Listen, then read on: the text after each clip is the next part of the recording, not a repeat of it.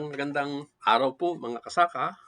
Narito po ako ngayon, Marcelo Espiritu, at nais ko pong ibahagi sa inyo yung aking kaunting kalaman sa larangan po ng pagsasaka. Okay, alam po natin sa panahon ngayon, ang mga nagtatanim ng mga bungang kahoy, yung mga tinatawag nating fruit trees, mataas po yung demand yan. Okay, kalimitan nga po sa sobrang taas ng demand, hindi kayang masuplayan po yung mga pangangailangan ng mga consumers natin. Okay. Tapos, ngayon din po, kahit na sinasabi natin na, maganda ang demand ng mga prutas, maganda po yung presyuhan, pero nakikita natin, kakaunti pa rin po ang nagve-venture doon sa tinatawag natin na pagdadagdag ng or pagpapalaki ng mga taniman nila ng mga punong kahoy. Okay. At ang tandaan po natin na kung tayo ay umaani doon sa ating tinataniman ng mga punong kahoy, meron po yung kaakibat na tinatawag nating nutrient removal. Ano yung tinatawag nating nutrient removal? Yung nutrient removal, yun po yung sinasabi natin na kapag bumubunga yung ating pananim, meron po yung kinukuhang sustansya na naging dahilan kaya po umani tayo. So, kung mataas ang ani ninyo, ang mangyayari niyan, marami po yung kinuhang sustansya at pag maraming kinuhang sustansya, nandyan yung sinasabi nila na, dapat yan ay papalitan mo para sa susunod na pagbunga ulit, magandang ibibigay po niyan. Yan. Kaya kailangan po, kung tayo ay nakaani, meron tayong ilalagay na panibagong sustansya. Kalimitan, ito po, kinukuha natin doon sa paglalagay ng abono. Okay. So, ang isang kailangan pa rin nating malaman, yung paglalagay ng abono, kailangan base po yan doon sa pangangailangan ng tanim natin. Hindi ko mo bibili ka na lang ng mga abono sa agri-supply, basta ilalagay mo o hindi po. Kapag pag-ani, meron tayong tinatawag na conditioning stage. Iba po yung abonong inilalagay doon. Pagkatapos po niyan, kasi iba yung sustansyang pangangailangan nun eh. Pagdating naman yan sa pagbunga, ganun din po. Kaya kailangan, yun po, aware tayo na yun yung ating kailangang malaman. At saka, ganun din po ngayon. Kasi sa matagal na panahon, ang naipaparating sa ating pangangailangan ng halaman, meron tayong pangangailangan lang ng nitrogen, phosphorus, potassium. Bihirang-bihirang binabanggit yan na merong pangangailangan yan sa calcium, sa magnesium, sulfur, manganese, boron, zinc. Yan yung mga micronutrients na yan. Hindi yan nababanggit. Pero isang kailangan nating malaman doon, meron tayong tinatawag na Liebig's Law of Minimum. Okay, sa ganito po, mas simple din yung maintindihan. Liebig's Law of Minimum, ibig sabihin yan, halimbawa, yung NPK mo, sapat ang dami, marami kang inilalagay.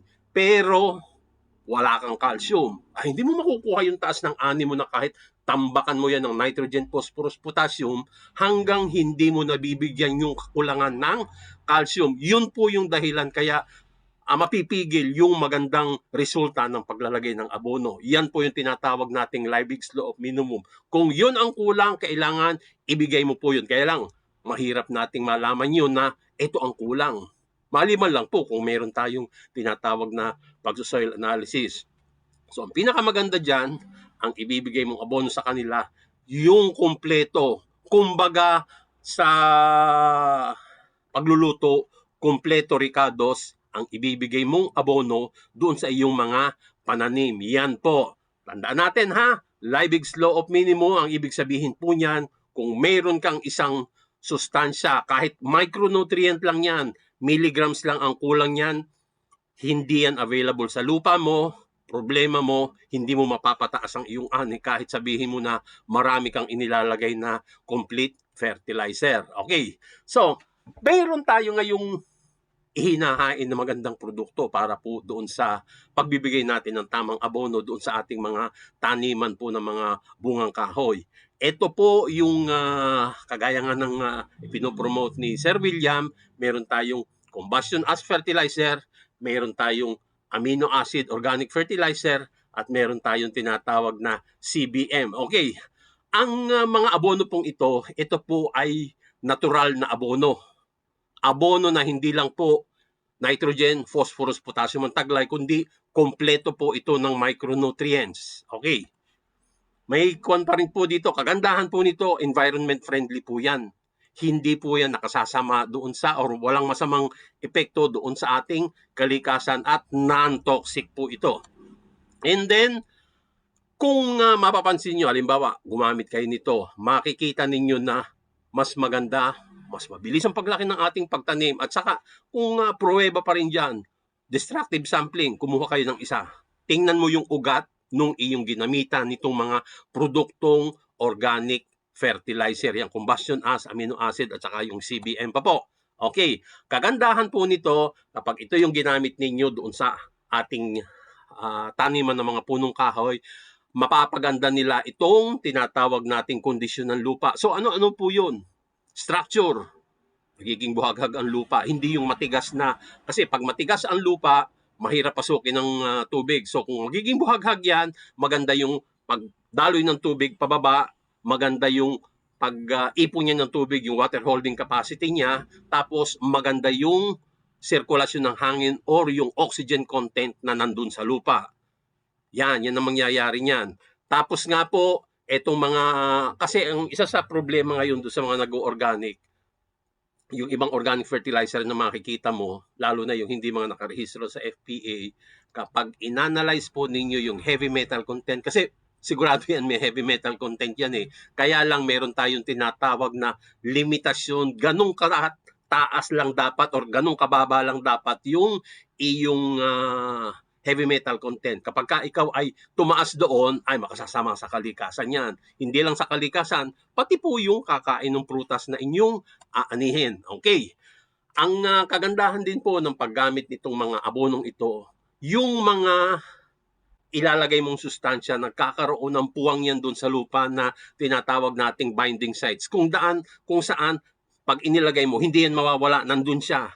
Kung kakailanganin ng halaman mo, yan ay magagamit ng iyong pananim. Kasi ang lupa natin, negatively charged o negative.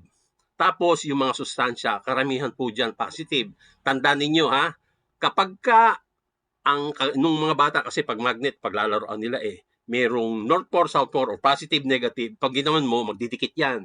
Pag parehong negative, hindi yan magdidikit. Ganon din po yung sistema doon, yung tinatawag nating binding sites. Negative ang lupa, positive yung sustansya, kakapit yung doon, so hindi yan mawawala, hindi yan madadala ng tubig. Kaya kung biglang kailanganin or dumating ang panahon na kakailanganin ng iyong nakatanim na mga bungang kahoy, meron siyang magagamit. Okay? Kagandahan din po nitong mga abonong ito, malaking tulong po yan para paramihin yung tinatawag nating beneficial microorganism. Kasi sa lupa natin, meron diyang beneficial at saka non-beneficial. Kapag sira na ang kondisyon ng lupa mo, anong ibig sabihin ko kapag sira? Ang kondisyon ng lupa mo maasim na. Kumbaga, ang pH niya ay mababa. Nandun, hindi na balanse yung dami. Kasi sa normal na kondisyon, mas marami yung beneficial microorganism kumpara doon sa non-beneficial. Kapag umasim ang lupa mo, baliktad na yan. Kakaunti na yung non-beneficial kasi namamatay sila kapag maasim ang lupa.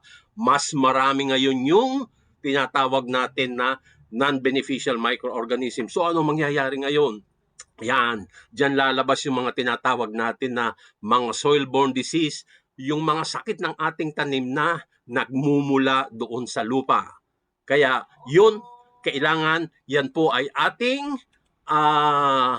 titingnan or babantayan. Suma total po, ang gagawin nito, pag gumamit kayo ng produktong ito po, ang mangyayari po niyan ay mai-improve po natin yung soil health. Kasi sa ngayon po, isa sa magandang approach po sa pagsasaka natin ay yung tinatawag natin na i-improve natin yung soil health. So anong ibig sabihin yan? Pababalikin natin yung dating sigla ng ating tanim. Kasi hindi ba mapapansin ninyo, sa panahon ngayon, ano na yung level ng aking ani? Kumpara nung 10 taong nakaraan, pareho ba? Wala magsasabi sa inyo ng pareho. Kalimitan yan, nung nakaraang 10 taon, mataas ang aking ani. Nung nakaraang 10 taon, maganda ang kondisyon ng lupa ko. Pero sa ngayon, sasabihin nila, marami na akong problema sa aking sakahan.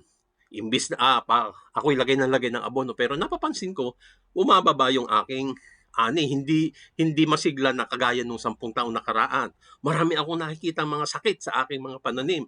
Ano kaya ang dahilan? Nilalagyan ko naman ng abono. Ayun ang nangyayari nga po kasi ang abono po hindi ko meron niya sa merkado, yun na yung iyong gagamitin.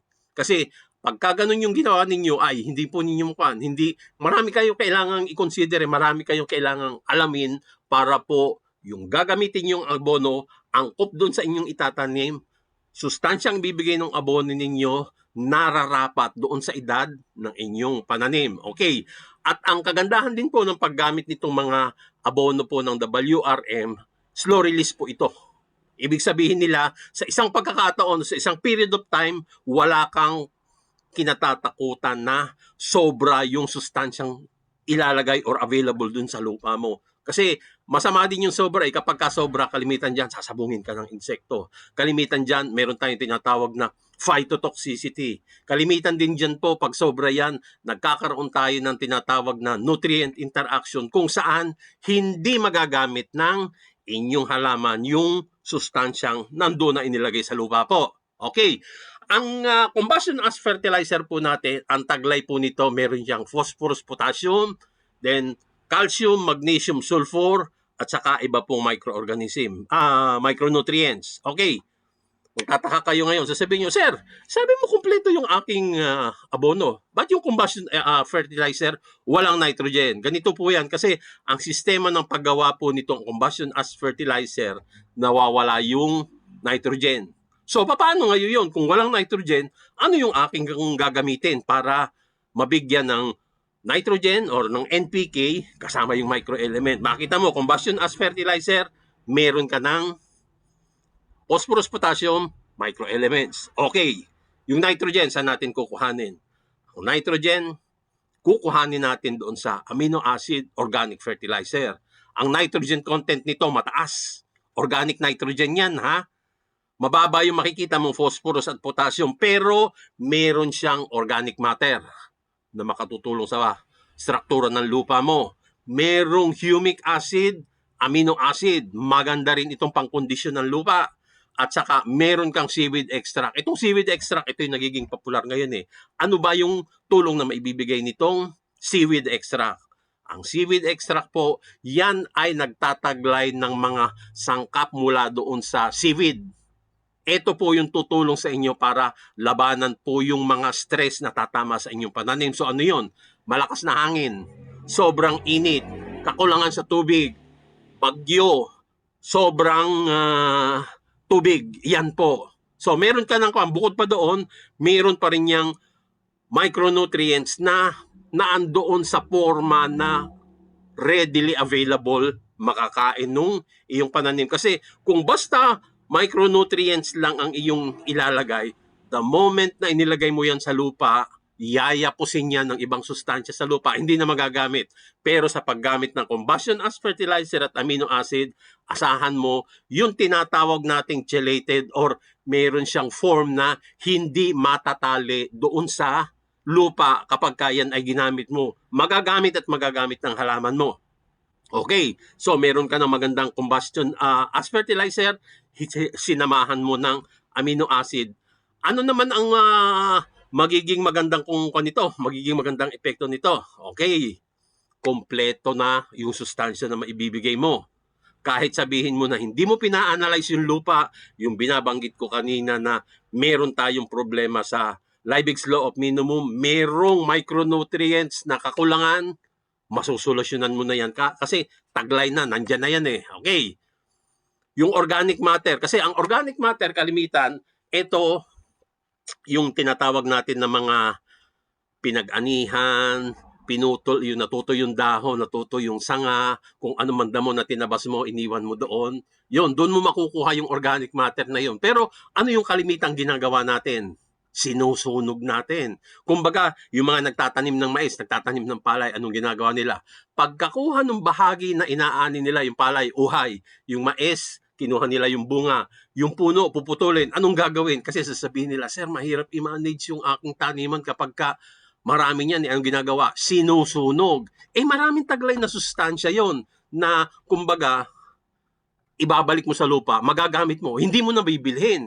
Kaya yun ang nangyayari niyan. Instead na mapakinabangan mo, nutrient recycling ang tawag doon magamit mong muli yung mga sustansyang naiwan doon sa iyong pinag-anihan, hindi mo na magagamit dahil sinunog mo na yan. Okay.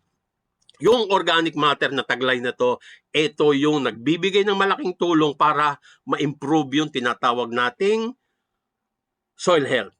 Ayan. So, pag sinabi ko ulit, uulitin ko. Pag ini-improve yung soil health, anong ibig sabihin yan?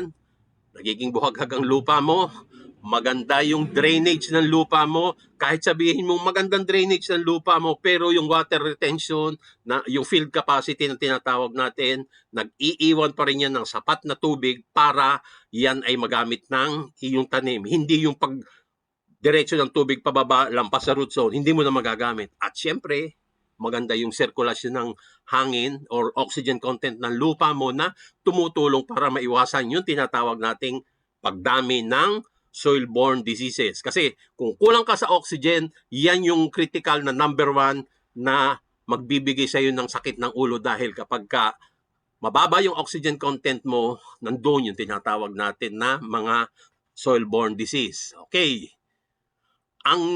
Dahil nga yung ulitin ko ulit, dahil nagtataglay ito ng seaweed extract, mayroong kakayanan yung halaman mo na lumaban dun sa mga stress. Yan, transplanting shock, meron yan. Lalabanan ka yan. Kapag December, January, February, taglamig, okay ka yan. Kapag tatamaan ka ng bagyo, tinamaan ka ng bagyo, okay yan. May El Nino, may La Nina, pwede kang isalba niyan. Okay. At ang dito, kagandahan pa rin dito, nabanggit ko na, chelated micronutrients, readily available yung mga sustansyang gagamitin mo in quantity na hindi sobra-sobra. Pwedeng gamitin ng halaman mo at hindi matatali doon sa ibang sustansya na nasa lupa mo. At ang kagandahan nga din nito, importante yung pagdami ng beneficial microorganisms na nandoon sa lupa. Yan, okay. So, speaking of beneficial microorganism, ano yung pinakamagandang gawin doon? Okay, sinasabi na natin kanina yung kombinasyon ng dalawang abono na combustion as fertilizer, amino acid, maganda na yon. Pero meron pa akong ipapakilala sa inyong isang produkto, yung tinatawag natin na CBM. CBM yun, Ang taglay nito, beneficial microorganism. Medyo technical ito kaya pakinggan mo na lang Lactic acid bacteria, filamentous fungi, photosynthetic bacteria, yeast, actinomyces, bacillus nitrobacter, marami.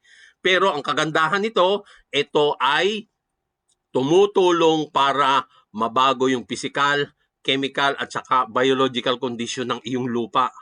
Kung meron kang kailangan doong mga compost o mabulok na mga pinag-anihan, mabilis siyang mabubulok. At saka, itong mga ang taglay din itong CBM na to, meron itong taglay na sustansya na kinakain ng ating mga beneficial microorganism. Beneficial microorganism lang At ang mga microorganism na to, kapag napadami mo, ito yung gumagawa noong nagagamit mo ngayon yung nitrogen na nasa hangin. Yung phosphorus, kasi meron tayong tinatawag na bacteria na phosphorus solubilizing bacteria. May phosphorus ka sa lupa, pero sa tulong ng bacteria mo, magagamit yung phosphorus na nandoon dahil pakikialaman niya ng bacteria para magamit mo. And then, syempre, meron silang tinatawag na control release ng potassium. So, yan yung magandang improvement. Itong produktong ito, kalimitan, ito ginagamit lang ito kapag umpisa na magtatanim ka. Halimbawa, kung sa 1 taon, kasi kung malaki na yon, hindi na mag-uumpisa ng tanim, ang gagawin mo na lang, maintenance.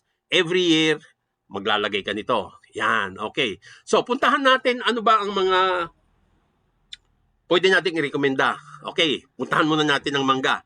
Sa mangga, ang mangga, hindi yan dapat na ang kailangan talaga ng mangga, lalo na kapag flowering and fruiting, kailangan meron kang supplement na irrigation. Kaso kalimitan, manggahan natin, nasa mga burol, mahirap ang tubig.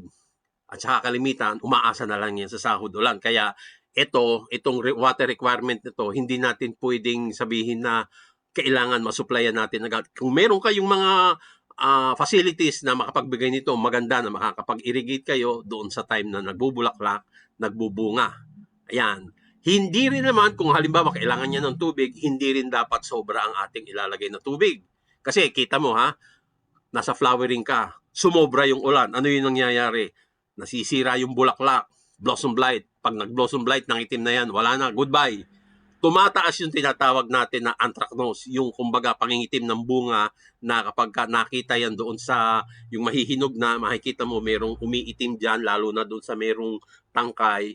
Ayun, pangit yung magiging kwan yan. Kalimitan kapag ibebenta na yan, ayaw ng mga customer nung meron na kaunting damage doon sa may tangkay. Okay. Ang pangangailangan niyang sustansya, okay. Kailangan ng mangga kapag bumubulaklak na balancing nutrition. Kailangan niyang suporta, nitrogen, phosphorus, potassium, at saka yung mga microelement.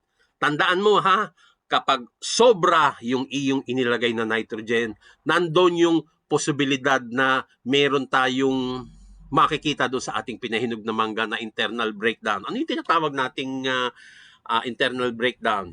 Kapag yan ay hinati mo, meron kang makikita doon sa laman sa loob, tuyong bahagi ng bunga. Kaya yun yung tinatawag natin senyales sobra ka doon sa ginamit mong nitrogen. Okay.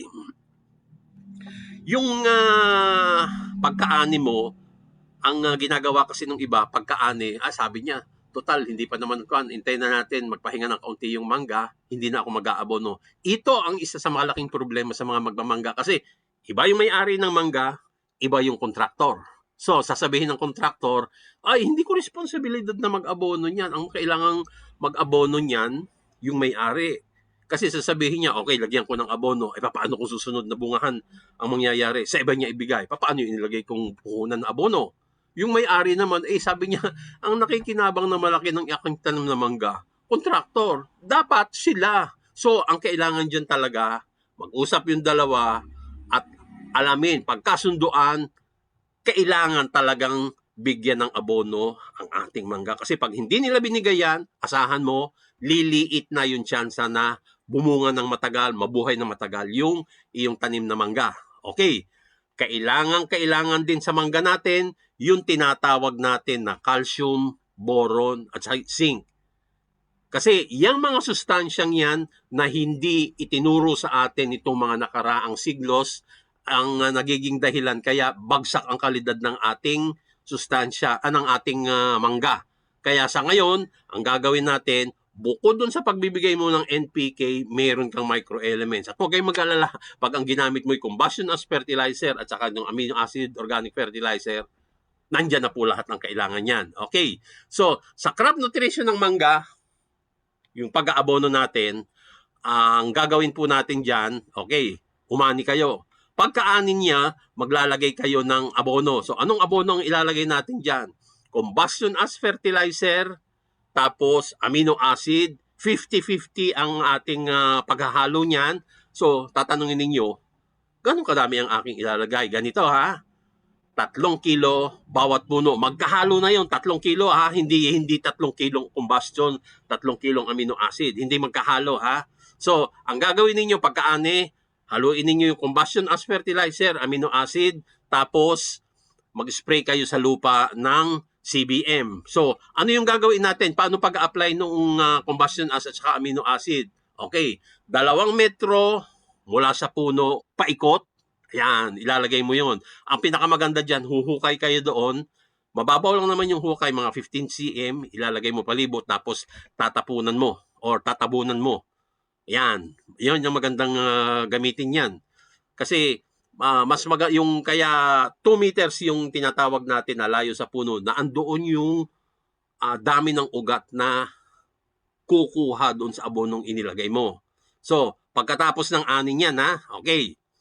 Kung kayo ay naglalagay ng paclobutrazol o nagdidilig ng paclobutrazol, sa panahong ito, dito rin maganda na maglalagay na kayo ng paclobutrazol kasi ito yung tutulong din sa inyo para pag dumating kayo ng bago mag-induce, kumbaga bago kayo mag-spray ng pampabulaklak, ang lalabas ay ang lalabas ay bulaklak, hindi dahon.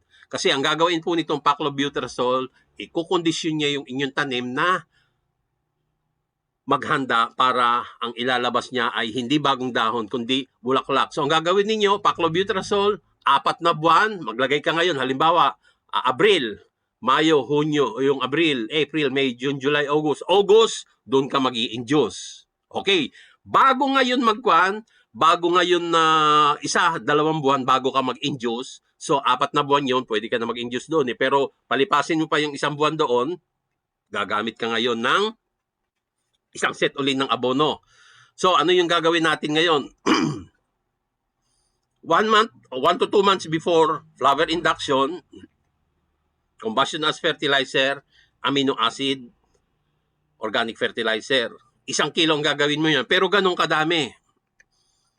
Ang gagawin mo ngayon yan, 75% ang combustion as, 25% ang amino acid. So, yan ang gagawin mo. At bawat puno, ang ibibigay mo dyan ay 1 kilo. Huwag kayong mag-alala. Itong dinidiscuss ko, ifa-flash ito dito sa inyong monitor at makikita ninyo para mas madaling maintindihan at mas madaling matandaan. Kasi critical po itong crop program na idinidiscuss sa inyo. Okay. Marami din sa atin ang nagtatanim ng kape. Okay. Ang kape natin, kailangan yan ay 12 sustansya. So, may isip kayo, ano kaya yung 12 sustansyang yun? Andun pa rin, major, NPK. Merong, excuse me po, NPK, ang nitrogen, para pagandahin yung dahon, para ihanda yung pagbubulaklak, and then, pataasin ang ani. Yung phosphorus, saan ba ginagamit yung phosphorus? Kalimitan po ang phosphorus, pinahahaba, pinakakapalang ugat. Kasi alam naman ninyo, ang halaman kumakain, dumadaan yan sa ugat. At malaking tulong ang phosphorus para sa flowering. Yung potassium naman, nagpapalaki yan ng butil ng bunga. Tapos, yan din yung tumutulong sa atin, kumbaga, makalaban tayo doon sa drought, yung hindi dumating yung inaasahan mong pag-ulan or wala kang system ng pag-i-irrigate. Calcium, pinipigilan niya na manlaglag yung bunga mo at saka tumutulong ito para lumaban dyan sa mga sakit na tatama doon sa iyong tanim. Magnesium, okay, magnesium, makikita mo ang dahon ng iyong kape mas berde. Mas matingkad ang berde. Sulfur, ito katulong lang ito ng nitrogen. Halos kapareho ito ng trabaho ng nitrogen. Ang boron ngayon, ayan, kapag meron kang boron, malaking tulong ito para yung bulaklak didiretso magiging bunga. And then yung manganese at zinc, ayan, tulong pa rin yan. At saka tandaan ninyo yung sinasabi ko palagi sa inyo na Liebig's Law of Minimum, ito rin yung sagot doon. So maganda yung kulay ng dahon mo, mataas ang ani mo, bibo, maganda yung vigor ng iyong tanim, at saka mataas yung antas ng magiging ani mo. And then, sa lupa naman natin, ano yung pangangailangan niyan? Hindi dapat maasim ang inyong lupa. Kumbaga, ang pH mo ay nasa 5.6 to 6.5. Okay, 5.6 to 6.5 ang lupa mo, pero hindi sapat pa rin yun na kailangan maganda ang drainage ng lupa mo, maganda ang sirkulasyon ng hangin, at merong humus dapat yan. Kasi kung halimbawa, kung ang lupa mo ay tinatawag nating acidic, sobrang dami ng aluminum at saka ng iron. At pag sumabra ang iron mo, kalimitan nagkakaroon yan ng iron toxicity. Ang aluminum naman, pipigilan yan na magamit ng halaman mo yung tubig. Kahit diligan mo ng diligan, sobrang dami ka ng aluminum, ang halaman mo, makikita mo, malalanta mo, ang senyalis na binibigay niya, kulang ka pa rin doon sa tubig. Ayan. Isa sa pinakamaganda po na tandaan din natin, kumbaga kung tayo ay nasanay na gumamit ng urea, gumamit ng ammonium, kasi sabi nila, sir, mura lang ammonium, maganda yung response. Okay, maganda kung sa maganda. Pero tingnan mo sa isang banda ang naging epekto sa lupa mo. Kasi ang dalawang ito, sila po yung pinakamataas na magpa-asim ng lupa mo. Kumbaga, hihilahin niya yung pH ng lupa mo pababa. So, pagka pH mo ay pababa, marami kang sustansya na hindi magagamit, nandun sa lupa mo pero hindi magagamit, at mayroong punto na sa sobrang dami ng sustansya kagaya ng aluminum, kagaya ng iron, nagre-resulta ito doon sa tinatawag nating phytotoxicity. So, ano yung best option natin? Ayan, yung binigay ko ulit sa inyo. Mag-a-apply tayo ng combustion as fertilizer, mag-a-apply tayo, sasamahan natin ng amino acid at mag-spray pa rin tayo sa lupa dahil gusto natin nandoon yung mga kakampi nating beneficial microorganism. Okay. Ang kape, hindi magandang itanim yan doon sa diretsuhang init. Dapat yan nasa ilalim ng nyugan kasi ayaw niya ng matinding init. Ang kalimitan niyan kapag mahaba yung tag-init, tapos umulan, yun, magti-trigger yan ng flowering. Kaya tandaan natin, importante pa rin na may tubig. Yun lang, kung halimbawa mayroong El Nino or wala kang kakayanan na mag-provide ng irrigation water, yun yung magiging hamon para sa iyo. At tandaan po natin, kagaya din doon sa mangga, mas maganda meron kang maipoprovide na tubig doon sa punto na lumalaki na yung bunga ng kape. Okay.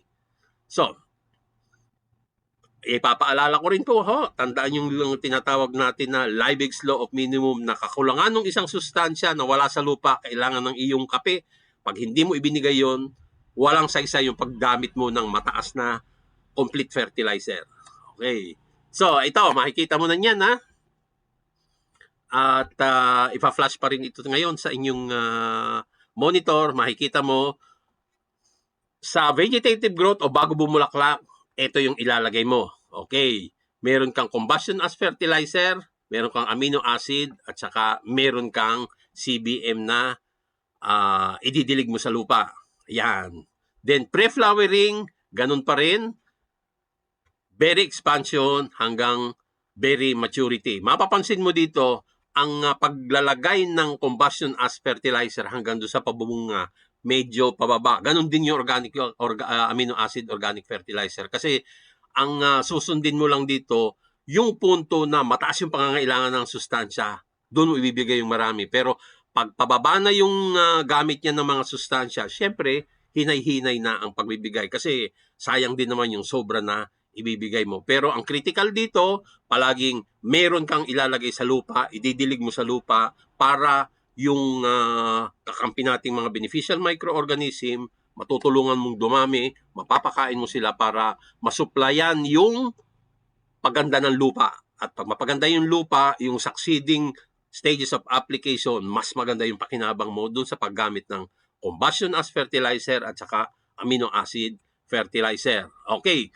Ngayon, itong huling-huli nating ibibigay ngayon, yung pangangailangan ng kakao. Kasi nabanggit nga sa akin ni Sir William na meron nga daw mga nagtatanim din dito ng kakao. Okay, ang kakao, ang gusto niyan, yung pag-provide mo ng tubig or yung ulan, kasi kalimitan rain-fed ang taniman nito kailangan evenly distributed yan sa buong taon. Ayaw niya na yung ulan mo ng 3 buwan, ibibigay mo ng isang araw, hindi pwede masisira yung tanim mo. Ang temperatura niyan, ang kagandahan niyan, ang maximum 35, tapos 20 degrees sa gabi. And then, yung relative humidity niya dapat hanggang 80% lang. Kasi kung mababa yung humidity natin, ang nangyayari niyan nagkakaroon tayo ng mga problema sa dahon. And then, syempre, bukod doon, maganda dapat yung kung meron kang ulan, maganda yung drainage at saka kung hindi man sapat yung pagdating ng ulan, meron kang kakayanan na makapagbigay through irrigation. Ayan. Kagaya pa rin ng coffee, ito ang mga kanyan, ang paglalagay ng amino acid. Pakikita rin po ito dito sa ating monitor. Okay. Meron tayong, kasi ang paglalagay niyan, 4 na beses sa isang taon ang paglalagay natin sa kakao. So, meron tayong first quarter, February to March, second quarter, May to June, third quarter, August to September, fourth quarter, November to December. So, makikita uli ninyo, yung una, combustion as na 100 grams, 50 grams per hill, tapos i-sprayan mo nung CBM para i-sprayan yung didiligan mo.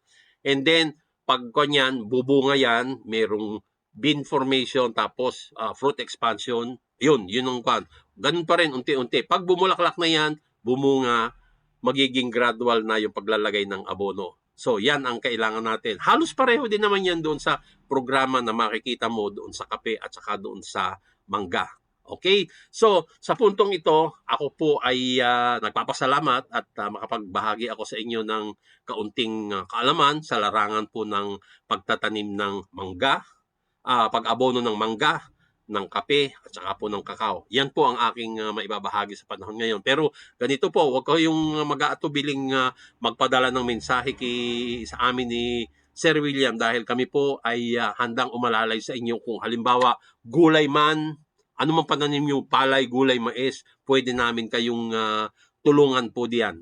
Kasi alam natin na sa ngayon, kailangan po nating ibahagi yung mga bagong tuklas, mga bagong nalalaman na tungkol sa pagpapataas ng ani. Hindi lang basta pagpapataas ng ani, kung hindi pag-aalaga rin doon sa ating lupa. Kasi ang kondisyon ng lupa, ito yung magiging buhay ng ating pagsasaka. Pag hindi mo inalagaan ng lupa, huwag mong asahan na makakapagbigay yan ng magandang ani sa iyo.